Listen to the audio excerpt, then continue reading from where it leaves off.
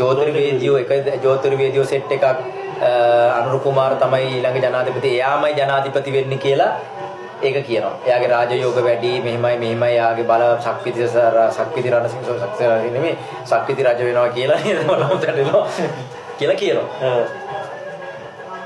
තව කට්ටියක් දෙවෙනි වෙන්න නැද්ද කියලා නෑ නාමලක් පිපෙනවා මෙහෙමයි කියලා.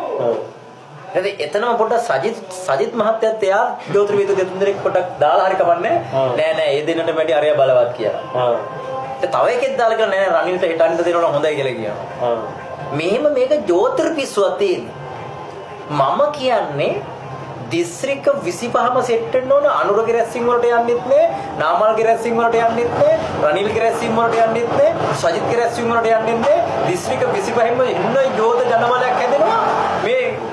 මේ ඉස්සලම ජෝතිර්වේදෝ කියන අනාවකි බොරු කරන්නේ. අනිවාර්යයෙන්.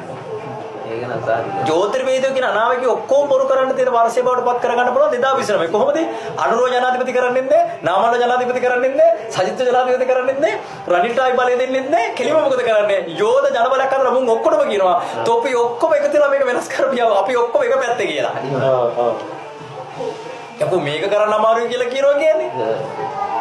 අනිවාර්යයෙන්. කෝටි දෙකම කියනවා අපි එන්නේ නැහැ. කෝටි දෙකම කියනවා පක්ෂ 80 කොම් කරනවා කියලා. මේක ෂෙයා කරලා කෝටි දෙකටම කරලා ඒක සතියයි මුන්ට.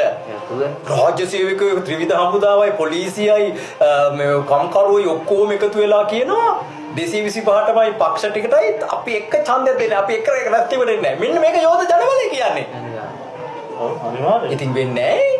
ඒකයි මම උත්සාහ කරන්නේ.